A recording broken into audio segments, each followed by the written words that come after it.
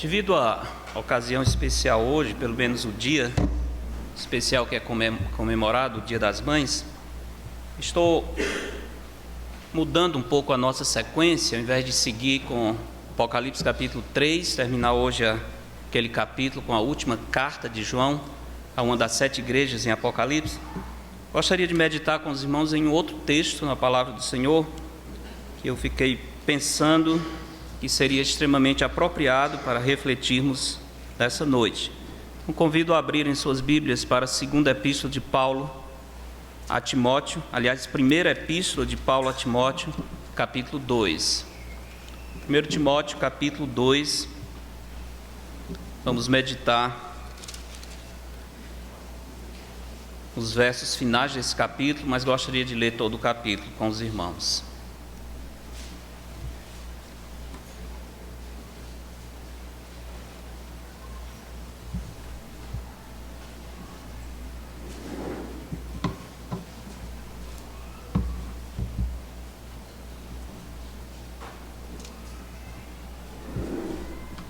Primeiro Timóteo 2, começando no verso 1, diz assim a palavra do nosso Deus: Antes de tudo, pois, exorto que se use a prática de súplicas, orações, intercessões, ações de graças em favor de todos os homens, em favor dos reis e de todos os que se acham investidos de autoridade, para que vivamos vida tranquila e mansa, com toda piedade e respeito. Isso é bom e aceitável diante de Deus, nosso Salvador, o qual deseja que todos os homens sejam salvos e cheguem ao pleno conhecimento da verdade. Porquanto há um só Deus e um só mediador entre Deus e os homens, Cristo Jesus, homem, o qual a si mesmo se deu em resgate por todos, testemunho que se deve prestar em tempos oportunos. Para isto fui designado pregador e apóstolo, afirmo a verdade, não minto, mestre dos gentios na fé e na verdade. Quero, portanto, que os varões orem em todo lugar, levantando mãos santas, sem ira e sem animosidade. Da mesma sorte que as mulheres, em traje decente, se ataviem com modéstia e bom senso, não com cabeleira frisada e com ouro ou pérolas, ou vestuário dispendioso, porém com boas obras, como é próprio às mulheres que professam ser piedosas. A mulher aprenda em silêncio, com toda a submissão, e não permito que a mulher ensine, nem exerça autoridade de homem. Esteja, porém, em silêncio, porque primeiro foi formado Adão, depois Eva. E Adão não foi iludido, mas a mulher, sendo enganada, caiu em transgressão. Todavia, será preservada através da sua missão de mãe, se ela permanecer em fé e amor e santificação com bom senso. Oremos. Deus, nosso Pai, pedimos que abençoe o ensino da sua palavra a cada coração aqui, que a sua glória se manifeste por meio da tua verdade aplicada às nossas almas. Em nome de Cristo. Amém. O tema que eu tenho dado para essa meditação é a mulher que serve ao Senhor. A mulher que serve ao Senhor. Sei que esse texto não somente não é um texto fácil de pregar e talvez não é um texto simpático para ser pregado, especialmente Dia das Mães, talvez fosse mais apropriado uma coisa amena, mas é a palavra de Deus, irmãos, e Paulo diz que toda a Escritura é inspirada por Deus, toda a Escritura é útil. Tem textos mais fáceis, tem textos mais difíceis, tem verdades mais amenas, tem verdades mais confrontadoras, mas é a verdade. E se nós estamos comprometidos com a palavra de Deus, não estamos preocupados em agradar os ouvintes, mas ao nosso Deus que nos deu a sua palavra. Se queremos ser fiéis a Deus em tudo, temer a Deus mais do que aos homens, não podemos selecionar os textos agradáveis. Temos que pregar temos que estudar todo o conselho de Deus. Esse é um texto especial, difícil em certos aspectos, mas eu creio que extremamente apropriado para nós meditarmos nesta noite. A mulher que serve ao Senhor. Quando pensamos em servir ao Senhor, não devemos achar que esse serviço tem que ser no ambiente eclesiástico ou público, como alguns pensam. Deus nos confere ministérios diferentes, pelos quais Ele é engrandecido, mesmo que os olhos humanos muitas vezes não possam contemplar aquilo que estamos fazendo. E um dos melhores e mais impactantes ministérios que temos, ele é desempenhado não diante da igreja, não na convivência social e pública, mas na nossa família, na nossa casa. Esse é o lugar ideal onde nós devemos desempenhar os verdadeiros ministérios e aplicar os dons espirituais que Deus nos deu, porque em casa nós somos quem somos. Em casa nós nos despimos de todas as coisas que nós usamos às vezes em público para apresentarmos de maneira agradável aos homens. Por isso a Bíblia coloca muita ênfase sobre aquilo que nós somos no lar, aquilo que o homem é no seio da sua família, aquilo que a mulher é dentro da sua casa, não tanto em ministérios públicos. Deus gosta de ser glorificado naquilo que Ele nos deu. E a parte essencial que Ele nos deu para glorificá-lo é o ministério dentro de casa. Esse fato é importante para todos nós, mas especialmente para as irmãs, para as mulheres. O lar é o primeiro ministério da mulher casada. O seu mais importante campo missionário. O local onde é mais necessário o uso dos seus dons espirituais. Escrevendo a Timóteo, um jovem pastor que servia uma igreja difícil, aliás, a igreja de Éfeso, sobre a qual temos falado nas cartas lá em Apocalipse, o apóstolo Paulo enfatiza a importância da mulher no seu ministério doméstico. Paulo diz que as mulheres crentes deveriam cuidar para que a mentalidade de liberdade, de independência, de insubmissão, que era a mentalidade que dominava as mulheres na cidade de Éfeso, não viesse a contaminar as mulheres dentro da igreja. E o fato é que isso já estava acontecendo. Várias vezes nessas duas epístolas, Paulo vai trazer alertas sobre a vida, a posição, o ministério e a atitude de uma mulher que teme ao Senhor.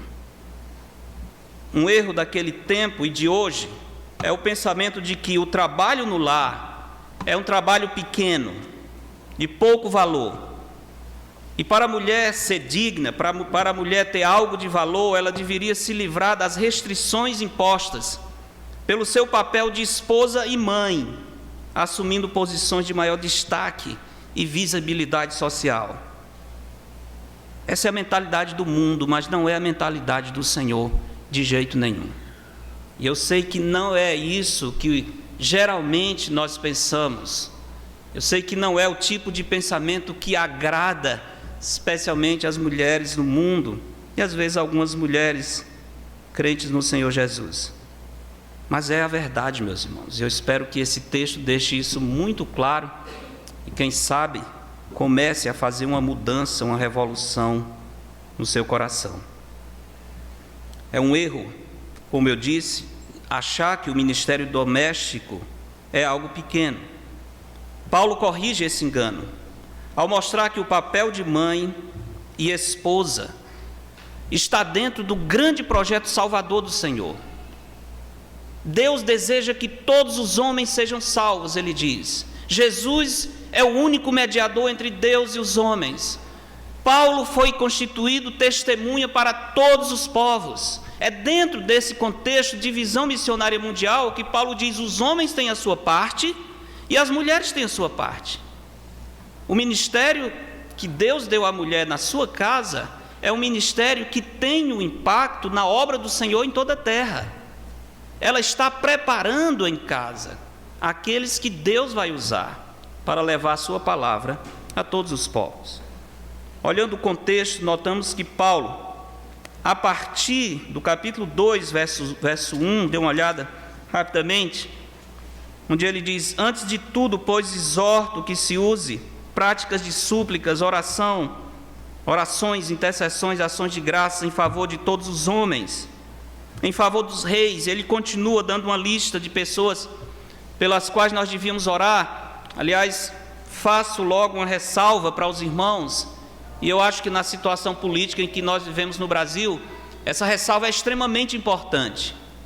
Podemos não gostar da orientação política, podemos não concordar com aqueles que estão no poder, mas o nosso dever é orar por eles.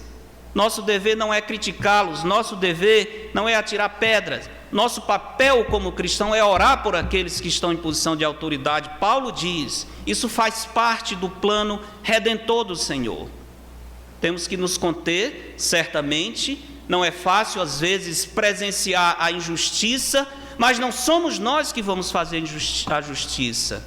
E muitas vezes com o nosso espírito decidido em prol, às vezes até da justiça, esquecemos que esses homens e mulheres devem ser alvo constante da nossa oração e do nosso respeito. Não é o ideal, mas é a realidade. Nós não vivemos no mundo ideal. Então Paulo diz: oremos por aqueles que estão em posição de autoridade, porque nós vamos receber benefícios disso, teremos vida tranquila.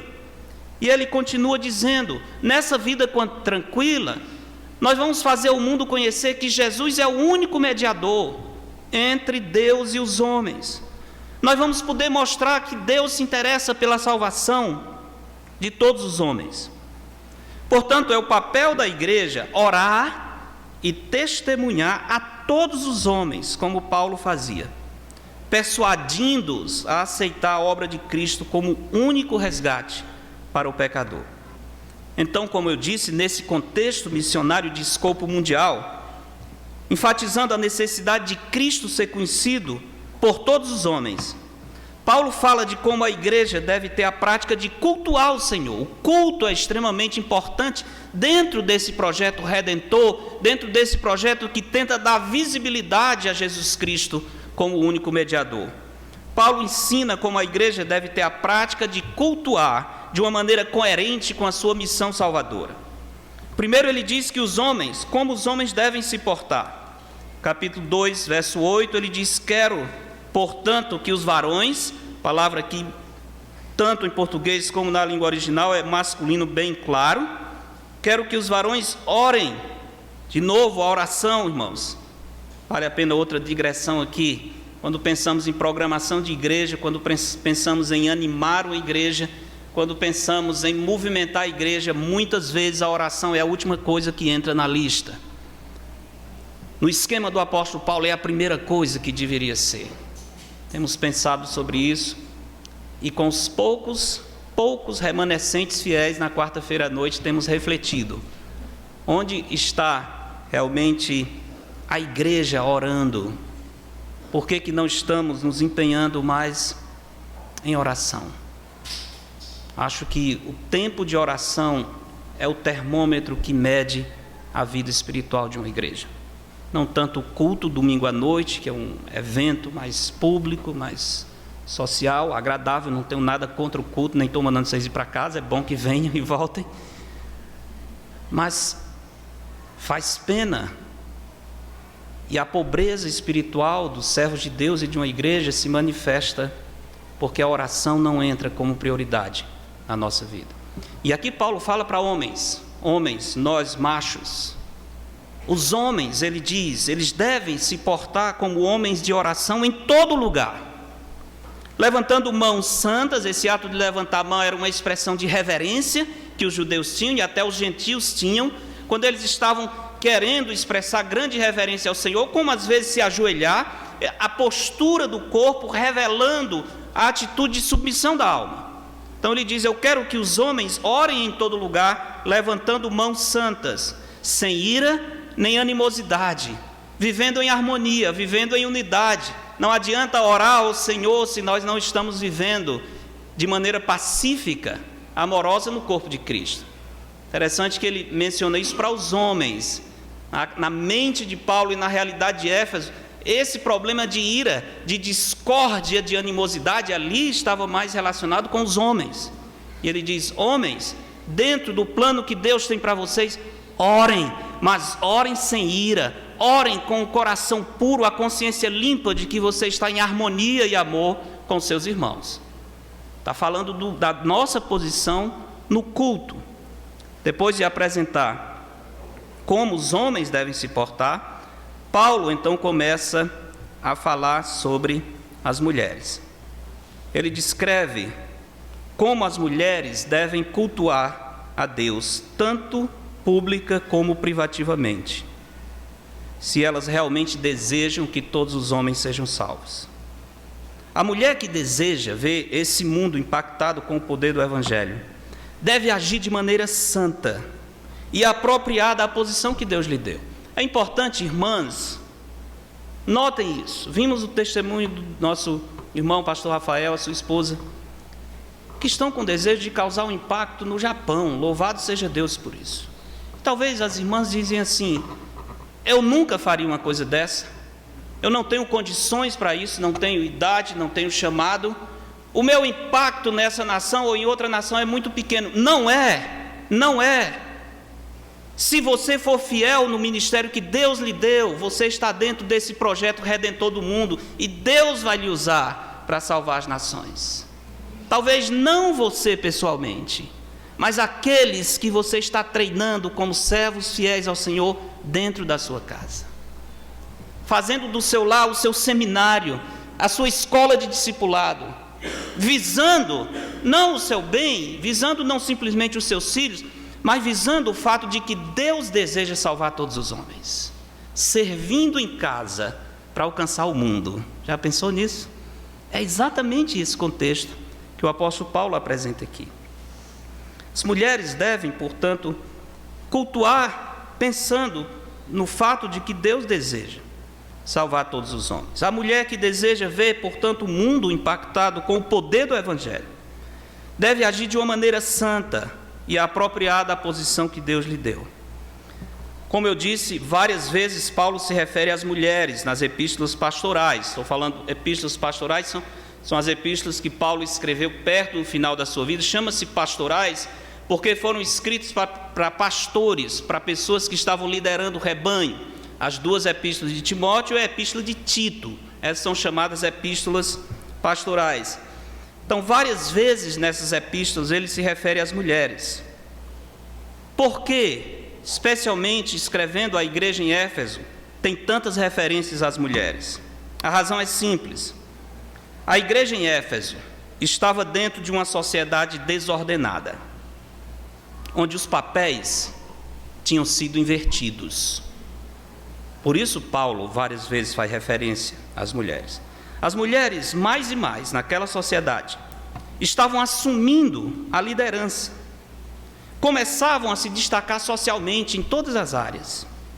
No ambiente religioso, por exemplo, as mulheres em Éfeso estavam disparadamente na frente dos homens, principalmente considerando que a divindade central, o grande templo em Éfeso, era o templo a uma deusa, a deusa Diana, inclusive uma obra que fazia parte das 7 maravilhas do mundo antigo.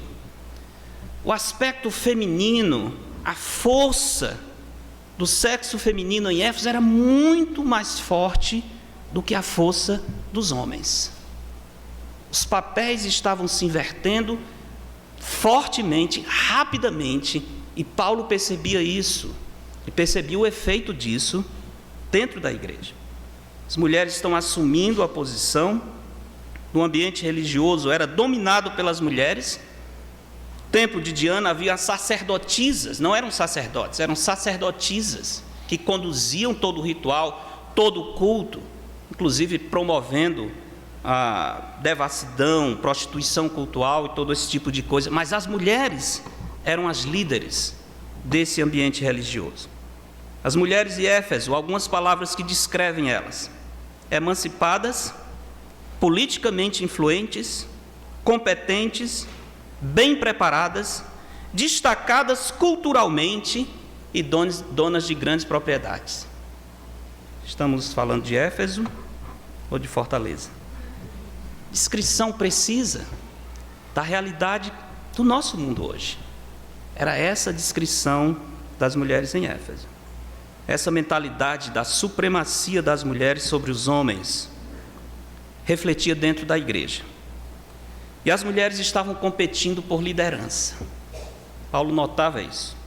Por isso o apóstolo Paulo ensina, nesses versos, 1 Timóteo 2, de 9 a 15, uma verdade essencial.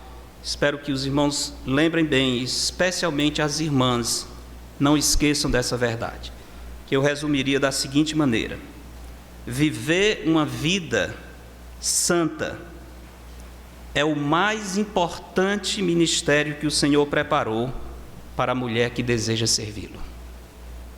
Viver uma vida santa é o ministério mais importante que Deus preparou para uma mulher que deseja servi-lo. E o apóstolo Paulo vai mostrar alguns aspectos dessa santidade na vida da mulher que deseja realmente servir ao Senhor. 2 aspectos somente vamos destacar aqui. Primeiro, capítulo 2, versos 9 a 12. A santidade na comunhão da igreja. A mulher que deseja servir ao Senhor, ter uma vida santa como parte essencial do seu ministério e do seu desejo de ver Cristo conhecido em toda a terra.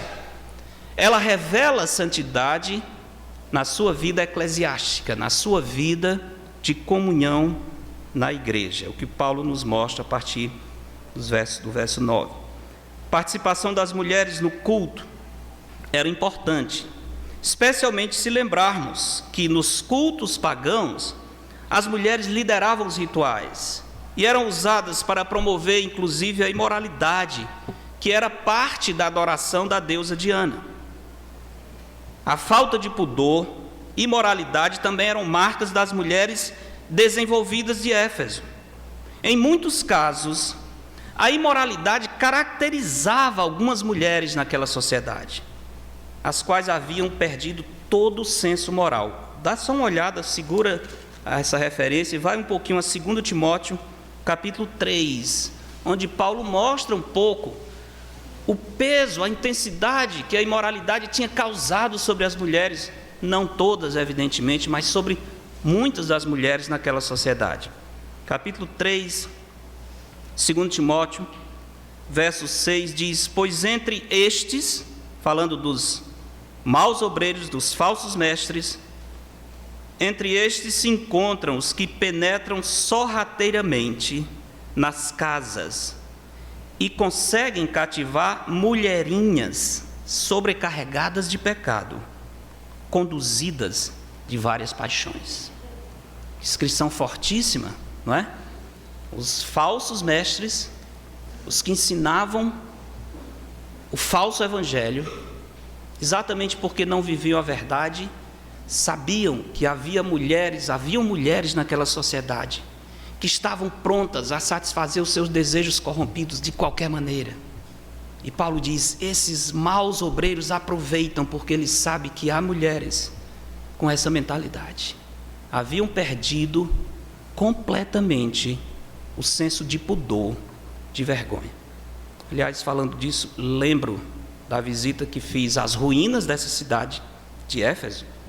E lembro muito bem o guia mostrando para nós uma espécie de túnel feito de pedra que levava para algumas casas no topo de uma colina. E ele disse, segundo os arqueólogos, a utilização desses túneis, ou desse túnel que começava perto do porto, na verdade era uma forma como os homens podiam ocultamente alcançar as prostitutas que viviam nessas casas em cima da colina. Mulheres presas de várias paixões. Isso já era bem comum, bem natural, quase que ninguém se escandalizava mais em Éfeso por causa desse tipo de comportamento.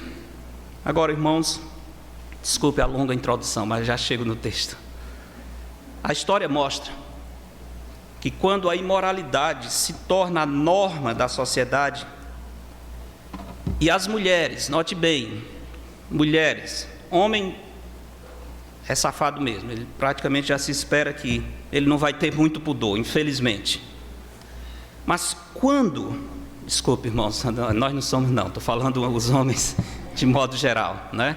O gênero masculino, tá? Não é o nosso caso, amém. Mas a história mostra que quando as mulheres se entregam à impureza e perdem o senso de pudor e vergonha, essa sociedade está perto da destruição, está nos seus últimos dias. Estude a história, as civilizações, estude a história bíblica, e você vai ver que esse tipo de comportamento, que logo em seguida gera o comportamento homossexual generalizado, que logo em seguida estabelece uma prática corrompida como algo normal. Quando isso acontece, e as mulheres que por natureza são recatadas, demoram a chegar nesse ponto, mas quando chegam nesse ponto, é sinal de que o juízo de Deus está muito perto de uma sociedade. E eu acho que esse é o sinal mais claro de que nós vivemos realmente os últimos dias, porque estamos de fato vivendo uma situação semelhante. Certamente a imoralidade, a fornicação, o adultério, a sensualidade têm acompanhado a civilização humana desde os princípios. Mas a situação se torna insustentável quando tais coisas não somente são praticadas, mas são feitas de maneira pública e promovidas pelos meios públicos sem o menor pudor. Como Paulo diz em Romanos 1, não somente fazem, mas aprovam os que assim fazem. Hoje, estranho, esquisito, é quem levanta a sua voz contra a imoralidade. É quem não aceita a imoralidade como algo normal. Esse é que é estranho. Esse é que é o alienígena na sociedade. Porque a imoralidade e a corrupção tomou conta, de modo geral, da nossa sociedade. Como foi em Éfeso. A situação se tornou insustentável e está se tornando também insustentável nos nossos dias. Pelo que se tem visto, uma indicação de que a imoralidade está superando os limites suportáveis por Deus. É quando as mulheres passam a defender publicamente a devassidão. E é isso que vemos nos nossos dias. Aliás, essa semana passada alguém me mencionou sobre uma polêmica que envolveu o Ministério Público, algumas autoridades, por causa de um vídeo de uma garotinha de 7 anos, me parece, que estava se exibindo em um show de música, me parece até promovido pelo próprio pai, e fazendo exibição e poses sensuais, provocativas, que chegou a escandalizar o próprio mundo. Criança de 7 anos de idade. A que ponto nós temos chegado? O apóstolo Paulo, portanto, chama a atenção das mulheres santas, as mulheres que temem ao Senhor, para que possam viver uma vida de santidade. E ele começa falando dessa vida de santidade na convivência com os irmãos, dentro da própria igreja. Versos 9 e 10 fala da santidade do corpo, da aparência da mulher. Da mesma sorte, verso 9. Finalmente chegamos no texto. Da mesma sorte. Isso é, ele falou para os homens sobre como se comportar na igreja, e agora ele diz, da mesma maneira, as mulheres, que as mulheres em traje decente se ataviem com modéstia e bom senso. Falando inicialmente sobre a aparência da mulher. Vestes se vistam de maneira modesta e com bom senso. Vestimentas caracterizadas pela modéstia significa não uma vestimenta feia, descuidada. Não que Paulo esteja aqui dizendo que as mulheres não podem ter bom gosto, não devem cuidar da sua... Devem até, eu acho que a mulher erra até quando não se cuida. A mulher deve se cuidar, sim. Quem deve ser feio, sujo, largado é os homens, porque o homem não tem jeito. Quanto mais ele se cuida, mais feio ele fica, né?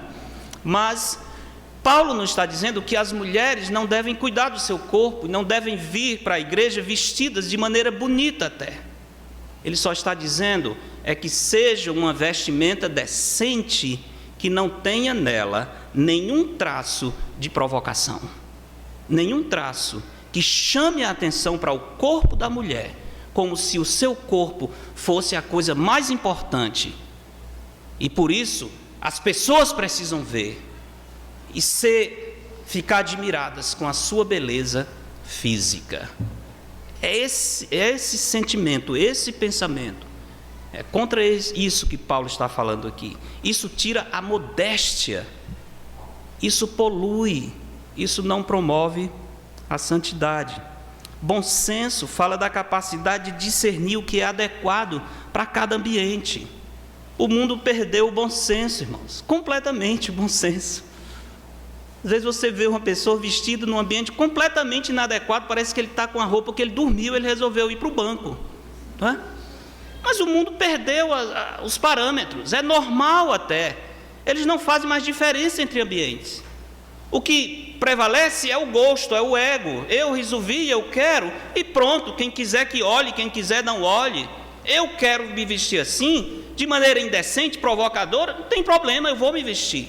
Os homens que não olhem. Essa é a mentalidade das mulheres do mundo, não das mulheres santas, como Paulo diz aqui, que amam ao Senhor. Minhas irmãs, cuidem-se, para que, participando do culto de adoração, nenhum homem tenha dificuldade de olhar para você, sem perder aquele senso de reverência e santidade ao Senhor. Considere isso. Antes de escolher a roupa, pense como essa roupa vai representar o seu coração santo e modesto. É o que Paulo está dizendo. As mulheres em traje decente se ataviem com bom senso. E aí ele faz uma outra descrição sobre os adornos, os adereços, não com cabeleira frisada ou com ouros. Pronto, Paulo agora é contrário a chapinhas, escovas inteligentes. Pronto, acabou toda a profissão de cabeleireiro, está acabado aqui com o 1 Timóteo. Não é exatamente isso. Não é exatamente isso. O que Paulo está querendo prevenir aqui é o excesso. É aquela coisa que chama a atenção para si. Havia mulheres ricas, aliás, na cidade de Éfeso, Atos 16 fala que algumas mulheres de posse se converteram, mulheres bem influentes. E pela descrição que Paulo faz aqui, algumas dessas mulheres ricas estavam na igreja. As mulheres de Éfeso, as mulheres ricas, elas ostentavam mesmo, elas faziam questão de ostentar nas vestes, nos penteados. Elas colocavam os cabelos para cima como se fosse uma torre, colocavam pérolas até penduradas para mostrar, todo mundo perceber que ela é uma pessoa de posse, que podia realmente usar aquelas coisas caras. Não é pecado, se você tem dinheiro, comprar uma roupa mais cara, mas é pecado ostentar, é pecado chamar a atenção para isso, fazer disso a coisa mais importante da sua vida. É isso que Paulo está dizendo. Pode cuidar dos cabelos, sim, não tem problema, pode usar os seus adereços, mas seja discreta, não faça disso a coisa central. Não use para chamar a atenção de quem você é, da beleza do seu corpo, das condições que você tem. Mulheres santas têm espírito humilde, mulheres que amam ao Senhor, que querem ver Cristo pregado em toda a terra, se portam de maneira santa, a maneira como se trajam, os adornos que colocam no seu corpo. Eu sei, irmãos, que às vezes é difícil pensar assim, porque o mundo todo e as mulheres do mundo não pensam assim. As mulheres de Éfeso não pensavam assim, certamente. E o que Paulo está dizendo para as mulheres da igreja é: esqueçam que as mulheres de Éfeso pensam. Não deixem que elas ditem a moda para vocês. Não aceitem os gostos dela. Aceitem o que é santo, o que é puro, o que promove a glória de Cristo. Isso é uma coisa muito, muito séria, porque esse mundo de moda é uma coisa muito apelativa. Parece que o mundo inteiro gira em torno disso. Deve ser uma das indústrias que mais rende dinheiro, que tem mais lucro, porque apela demais para essa beleza estética que muitas vezes é o contrário do que está no coração. Não deixem, minhas irmãs, que as pessoas que ditam a moda do mundo e que dizem que isso e aquilo sejam os mentores de vocês. Por quê? É porque todo mundo disse que é bonito. Sim, e daí? Combina com alguém que ama ao Senhor e que deseja ver a glória de Cristo? Se não combina, não interessa. Para mim, isso deve ser feio. O mundo inteiro pode estar usando, pode estar achando o máximo, mas eu não estou me vestindo para o mundo, eu estou me vestindo para Cristo, para manifestar a glória do Senhor nas minhas vestes. É isso que Paulo está pedindo às mulheres. Verso 10, então ele fala dos valores. Paulo explica quais são as boas obras próprias de uma mulher que teme ao Senhor. Mulher não deve, então, se vestir de uma maneira extravagante, pérolas, vestuário dispendioso. Verso 10, porém com boas obras. Essa é a vestimenta da mulher, como é próprio às mulheres que professam ser piedosas. Quais são as boas obras que Paulo recomenda às mulheres piedosas? Capítulo 5, 1 Timóteo.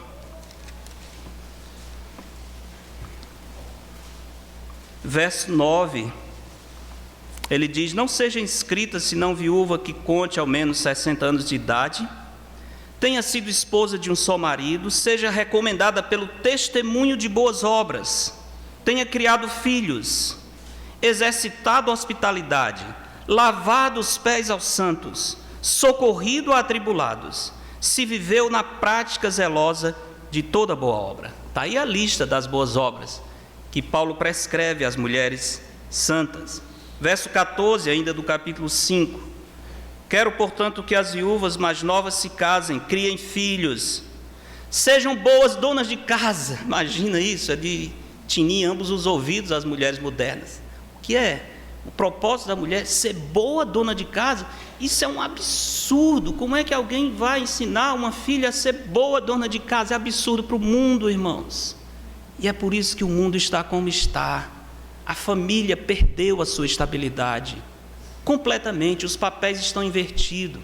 O diabo enganou as mulheres dizendo que elas são iguais aos homens. Não são, por natureza não são, nunca vão ser, graças a Deus, nunca vão ser. Mas o inimigo jogou essa semente, e hoje as mulheres dizem: não, eu sou igual aos homens. Inclusive, para ser igual aos homens, eu tenho que sair de casa. O homem não sai, porque eu vou sair também. E os meninos que se explodam, quem quiser que cuide de si, né? Para que existe babá? Para que existe dinheiro para eu pagar e alguém cuidar dos meus filhos? Você pode ter o seu dinheiro, mas você não vai criar filhos no temor do Senhor. Você pode até ter propriedades, mas não adianta ter propriedade e perder a sua família. Você pode ter um doutorado, um pós-doutorado, e depois amargar a destruição do seu lar, porque perdeu o privilégio de discipular os seus filhos no caminho do Senhor. Vale a pena? Com certeza não vale a pena. Eu sei que nós vivemos numa situação que parece quase irreversível, e eu sei que muitos problemas nós temos hoje por causa nem tanto das mulheres, mas dos homens. A nossa omissão como homens tem empurrado as mulheres para suprir a sua necessidade. Muito problema é nosso mesmo. Não assumimos o nosso papel de líder, de provedor, e deixamos as mulheres obrigadas, muitas vezes, a ir em busca do sustento. Eu sei disso, mas nem sempre é o caso. Muitas vezes é uma preferência, é uma escolha nossa. Não queremos assumir esse ministério silencioso, humilde, certamente, cansativo, de criar filhos, de cuidar da casa, de dar estabilidade para o nosso lar, como Paulo diz aqui. Versículo 11, ele fala da santidade também no Espírito. E aqui preciso explicar bem, porque esse é um dos versos, eu tenho quase certeza que vocês já ouviram as mulheres dizendo, não as nossas são santas e sem defeito, mas várias mulheres dizendo: eu não gosto de Paulo, eu não gosto de Paulo. Já ouviram isso? vou pedir para levantar a mão não, mas pelos risos eu tenho certeza que alguém já ouviu. E a acusação é: Paulo é machista. Não gosto de Paulo porque Paulo é machista. Não gosta de Paulo porque o Espírito Santo toca na ferida, na alma. Esse que é o problema. É Deus que está dando essa instrução. Mas veja o que o Senhor está falando sobre a santidade no Espírito. Verso 11, 1 Timóteo 2. A mulher aprenda em silêncio. Estamos falando do culto, estamos falando da igreja. Está dizendo que a mulher tem que ficar calada a vida toda com esparadrapo na boca, porque se ela falar, oi, ela está pecando. Não é isso que Paulo está dizendo. Entenda o contexto. A mulher aprenda em silêncio, com toda submissão. A expressão de santidade no corpo deve ser fruto de um espírito humilde. É isso que Paulo está ensinando aqui. Primeira manifestação de um espírito humilde é essa disposição de aprender. A mulher assumir o papel de alguém que quer aprender na igreja. Estamos falando da igreja aqui. Entender que o seu papel é se colocar numa posição de aprendiz. A palavra em silêncio, que Paulo utiliza 2 vezes aqui, não significa proibição de pronunciar qualquer palavra, de qualquer maneira na igreja, mas fala da decisão de se conter voluntariamente, de abster-se de reagir. Fala de um espírito ensinável, um espírito controlado, um espírito em paz. É isso que ele está falando. Muitas vezes, existe uma outra palavra grega para descrever o silêncio absoluto, mas não é essa palavra aqui. Essa palavra aqui é alguém que está em silêncio por decisão, porque está sob controle, porque decidiu que o seu papel e a sua posição não é reagir, não é argumentar, mas é aprender. Fala mais do espírito com que a mulher crente deve adorar o Senhor. Paulo tinha medo que as mulheres começassem a se manifestar de maneira desrespeitosa enquanto os homens estivessem ensinando na igreja, porque era assim no culto da deusa Diana e dos outros deuses pagãos. Essa atitude mostraria insubordinação, desrespeito pelos líderes.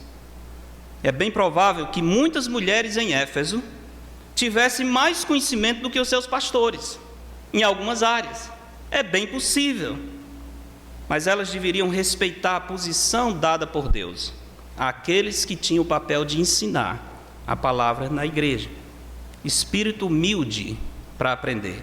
E no verso 12 ele fala de um espírito humilde para reconhecer os seus limites. Se o verso 11 incomoda muita gente, o verso 12 incomoda muito mais. E não permito que a mulher ensine, nem exerça autoridade de homem, esteja, porém, em silêncio. Novamente, isso não significa que a mulher está impedida de ensinar na igreja em qualquer situação. Não é isso o que Paulo está dizendo, que a mulher não pode orar, não pode participar do culto. Em outros textos, a mulher participa sim. Paulo regulamenta o culto em Corinto e a mulher tem participação. Não é proibição das mulheres participarem de maneira audível e até ensinarem em determinados contextos. O que Paulo está proibindo é o exercício da autoridade de homem. Note bem a expressão. Não permito que a mulher ensine nem exerça autoridade de homem, porque tem uma autoridade na igreja que é exclusiva para os homens. Tem autoridade que somente os homens deveriam exercer. E essa autoridade é a autoridade de ensinar a doutrina, de conduzir o rebanho, de ser referência no ensino da palavra de Deus. Essa é a autoridade de homem, que nem o lugar das Escrituras é aberto para as mulheres. Podemos ver isso nessas epístolas, quando vemos que a palavra ensinar, ela está sempre relacionada com o ensino de doutrina. Por exemplo, capítulo 3. Capítulo 3 começa dizendo: fiel é a palavra. Se alguém aspira ao episcopado, o que é episcopado? Palavra estranha, né? Ministério pastoral, falando de pastor, tá? Se alguém aspira ao ministério pastoral, excelente obra almeja. E aí ele vai dar as qualificações do pastor. É necessário, portanto, que o pastor, às vezes o Novo Testamento usa a palavra pastor, às vezes usa a palavra bispo, às vezes usa a palavra presbítero.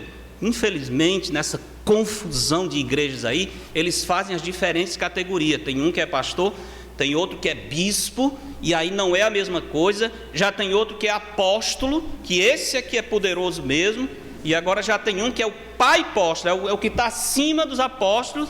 Daqui a pouco ele vai ser arcanjo, daqui a pouco ele é o mediador entre Deus e os homens, porque está subindo de escala. Loucura, confusão absurda, ignorância das Escrituras. Imagina o Senhor Jesus olhando e dizendo: errais por não conhecer as Escrituras. Só isso. E o povo está todo enganado. Não, o povo gosta, porque tem a Escritura. Porque eles estão falando, mas não conferem. Conferem na palavra. Não engole o que ninguém está dizendo, inclusive eu. Olha na Escritura. Palavra de homem não presta para nada. Vê se é a palavra de Deus. Mas é conveniente para a multidão seguir esses assim denominados apóstolos e líderes, porque eles ouvem o que querem ouvir, agrada aos seus ouvidos, característica dos últimos dias. Mas no capítulo 3, verso 2, diz: é necessário, portanto, que o pastor seja irrepreensível, esposo de uma só mulher, temperante, sóbrio, modesto, hospitaleiro, apto para ensinar. Aí está o ensino que Paulo diz. Esse ensino é exclusivo dos homens. Ensino da doutrina como líder da igreja. Capítulo 5, verso 17. Devem ser considerados merecedores de dobrados honorários. Aí vem a palavra presbítero. Lembra que eu falei pastor, bispo ou presbítero? Os presbíteros que presidem bem, com especialidade, os que se afadigam na palavra e no ensino. De novo, ensino na igreja, ensino de doutrina, ensino de referência para conduzir o rebanho, é feito pelo pastor, é feito pelo presbítero, é feito pelo pastor mestre, como Paulo diz em Efésios 4:11. Por isso, irmãos, quando olhamos 1 Timóteo 3, rapidamente, dê uma olhada no capítulo 3. Ele começa no verso 1, fiel à palavra, se alguém aspira o episcopado ou pastorado, excelente obra almeja. Então ele descreve as qualificações, as características dessa pessoa que almeja o pastorado. Verso 8, daquele mesmo capítulo 3, diz: semelhantemente quanto a diáconos. E aí ele descreve as características dos diáconos. Verso 11, da mesma sorte quanto a mulheres, e descreve as características das mulheres que seriam servas semelhantes aos diáconos. Alguns usam a palavra diaconisa, que estão nessa posição de servir de uma maneira especial sob a liderança dos pastores. Paulo fala do pastor, fala do diácono, fala da diaconisa e encerra a lista. Não tem qualificações da pastora. Não tem. Dizendo, ela tem que ser esposa de um só homem, tem que cuidar bem da sua casa. Opa, não pode cuidar bem da casa, porque a casa é responsabilidade do marido. Imagina a situação eu já vi uma coisa dessa acontecer. A mulher que é pastora do seu marido. Quem é que está... Ela pode... Em casa é você, mas aqui sou eu, se cale. Né? Aqui sou eu quem conduzo. Eu é que tenho o papel de pastor. Ele vai assim, senhora, está bem. Inverte todas as coisas. Não cria confusão. Quando não é verdade baseado na Escritura, em algum ponto vai criar uma confusão insolúvel. Por isso a Bíblia não reconhece essa posição e diz: a mulher tenha um espírito ensinável e contente-se com a posição que o Senhor lhe deu. Isso não é para diminuir a mulher, mas é para exaltá-la naquilo que Deus quer que ela seja. Deus nunca dá ordem para nos diminuir, é sempre para nos engrandecer à medida em que nós o servimos como Ele prescreveu. Esse é o propósito. O apóstolo Paulo vai terminar esse texto falando da vida doméstica, santidade na vida doméstica. Versos 13 e 14, Ele diz por quê? Vai dar os motivos dessas ordens. Porque primeiro foi formado Adão. Paulo está dizendo, reconheça a sua posição. A ordem da criação é importante. De novo, isso não significa que a mulher é menos importante para Deus, que a mulher não tem valor no projeto da criação do Senhor. Claro que tem, óbvio. Não quer dizer que a mulher não tem a imagem de Deus. Tem, sim. Não se trata de diminuição da mulher, mas de lembrá-la. Você foi criada para ser auxiliadora idônea. E entenda a sua posição. Essa ordem foi estabelecida antes da queda, lá em Gênesis. E deve ser levada em conta. Olha 1 Coríntios capítulo 11, rapidamente. 1 Coríntios capítulo 11. Tem muitas coisas interessantes nesse capítulo, mas só vou destacar algumas coisas. Verso 3 diz, quero entretanto que saibais, veja aqui uma ordem de autoridade, ser Cristo o cabeça de todo homem, o homem o cabeça da mulher, e Deus o cabeça de Cristo. Notaram? Deus, Cristo, o homem e a mulher. A ordem em cada um desses níveis não significa que o que está no outro nível seja menos importante. É simplesmente para que a criação do Senhor funcione de maneira ordeira. Porque Cristo é igual ao Pai. Mas ele diz, Deus é o cabeça de Cristo.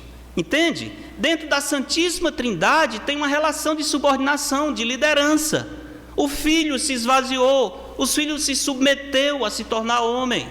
O Espírito Santo se submete ao Filho e ao Pai, e os três são iguais. Não é uma questão de dignidade, entenda isso, o mundo não compreende isso, o inimigo distorce as Escrituras para dizer que Deus está diminuindo o valor da mulher. Não se trata disso, porque Cristo é exatamente igual ao Pai. E o Pai, aqui Paulo diz, é o cabeça de Cristo. Mas veja os versos um pouco mais adiante.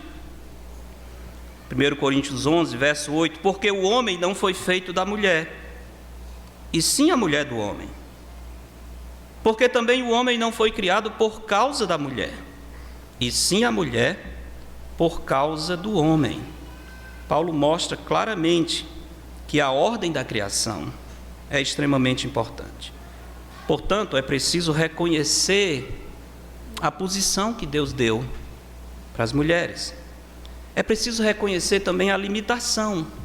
Poxa, sabia que ia falar de limitação. Todos nós temos limitações. Os homens têm as suas limitações, sim. São tão limitados que foi preciso o Senhor dizer, não é bom que o homem esteja só. Ele precisa de um auxiliador, senão ele não vai a lugar nenhum. Lembra, em Gênesis? O homem triste, desanimado, num paraíso maravilhoso, sem pecado. O lugar mais lindo que alguém poderia morar. Tendo comunhão com Deus, a Bíblia diz que o Senhor vinha e falava com Adão. Mas ainda assim Adão estava triste, deslocado. Alguma coisa faltava. Por quê? Ele não tinha sua auxiliadora. É muito ruim o homem ser só, não é não? É verdade, os casados que dizem, e os anjos digam amém, né? Eu sempre lembro do irmão Regis, nosso querido irmão Regis, está nos Estados Unidos, que por um tempo ele estava aqui, coitado, sozinho. E eu lembro pregando sobre Gênesis, e dizendo, a Bíblia diz, não é bom que o homem está só. O Regis lá atrás, pastor, deu vontade de gritar e dizer, é verdade, pastor, não é bom não. Mas ele se conteve, né? Não gritou não, e Deus depois tirou a solidão do irmão. Mas não é que o homem é completo por si só. Não sei dos homens, dos maridos. Como é que é a situação com vocês? Mas eu tenho viajado muito em muitos lugares e passado muito tempo fora de casa. Às vezes estou num lugar bom, às vezes nem sempre, mas às vezes me coloco num lugar bom, agradável. Eu lembro certa vez, numa das viagens para os Estados Unidos, ia demorar uma conexão e as pessoas que estavam me levando resolveram me pagar a diária no hotel, no aeroporto de Miami. Isso não é possível, quem diria, dormir no hotel do aeroporto. Ora, desse preço qualquer um dorme, né? Era um lugar bonito, realmente, muito interessante, mas não teve graça nenhuma. Sabe por quê? Porque eu estava só. Não tem graça. Não tem graça, ficar morrendo de inveja, passava os casais, eu só olhando. Deve ser muito bom estar com a sua esposa aqui. Não é bom que o homem esteja só, de jeito nenhum. O homem não é completo em si. Pode ser o melhor lugar do mundo, as melhores coisas, mas se você não está com a sua esposa, não tem a mesma graça, não é verdade? Deus nos fez para dividir a vida com a esposa. Então, nota bem, a palavra de Deus não diminui o valor da mulher, mas diz que ela tem as suas limitações, como nós também temos. Verso 14 diz: Adão não foi iludido, mas a mulher, sendo enganada, caiu em transgressão. Interessante, a palavra iludido e enganado é a mesma palavra. Só que a palavra enganado, quando se refere à mulher, é uma palavra intensiva, tem um prefixo intensivo. A ideia é a seguinte: a mulher foi completamente enganada. Adão não foi enganado, mas a mulher caiu no queixo da serpente. Ela foi totalmente ludibriada. Isso não reduz a responsabilidade do homem, pelo contrário, coloca em Adão um peso ainda maior. Ele caiu consciente, ele sabia o que estava fazendo, ele desobedeceu com toda a consciência. Eva foi iludida. Paulo diz, então, lembre-se disso. A mulher pode ser iludida pela serpente mais facilmente, e essa é uma razão porque Paulo diz, não é bom que ela ensine a doutrina, não é bom que ela conduza o rebanho, porque pode ser um problema grande para ela e para o rebanho que ela está conduzindo. 2 Coríntios 11, 3, estou terminando aqui rapidamente. Veja como o apóstolo Paulo fala do engano da serpente. 2 Coríntios 11 e 3.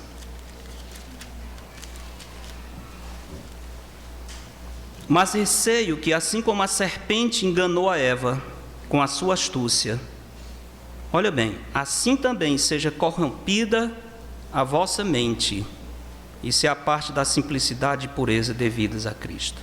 A serpente enganou a Eva com astúcia. Paulo está dizendo, então, minhas irmãs, se querem servir ao Senhor, reconheçam as suas limitações. Não deficiência, mas limitação naquilo, a maneira como Deus lhe fez. E o verso 15 diz, reconheça a sua principal vocação. A mulher pode ser enganada, iludida, cair em transgressão, todavia, será preservada, será salva, será livre do engano. Como? Através da sua missão de mãe. À medida em que ela se dedica a cuidar dos seus filhos, à medida em que ela se dá para ver esses filhos crescendo na graça do Senhor. Muito interessante, como eu escrevi aí no Semeador, a relação de amor e afeição que Deus colocou entre a mãe e o filho. Não existe filho nenhum que numa confusão fique do lado do pai, não é verdade? Eu já não tenho ilusão nenhuma disso. Nós sempre estamos do lado da nossa mãe. Sempre há uma afeição maior. E Deus colocou isso, essa relação impressionante entre filho e mãe. É uma dádiva de Deus. Mas sabe uma coisa, irmãs? Por isso mesmo, vocês têm condições de alcançar o coração dos seus filhos de uma maneira muito especial. Por causa desse amor, por causa dessa afeição, você pode alcançar o seu filho. Você pode influenciá-lo para ser um servo, uma serva de Deus. Para isso, precisa colocar nisso o seu alvo e fazer disso a sua missão. Se alegrar com esse projeto de treinar, de discipular, de fazer seus filhos andarem no caminho do Senhor. Meus irmãos, minhas irmãs, embora o mundo esteja distorcendo os ensinos do Senhor e oferecendo grandeza para a mulher e dizendo que ela será louvada, que ela será reconhecida se fizer isso ou aquilo, a Bíblia diz, a mulher que teme ao Senhor, essa será louvada. Esse é o caminho para a grandeza, esse é o caminho para a realização. O fato é que, seguindo as ordens da palavra de Deus, a mulher será útil na obra do Senhor, contribuindo grandemente para o engrandecimento do reino de Cristo nesse mundo, sendo um instrumento poderoso para que Cristo seja conhecido em toda a terra.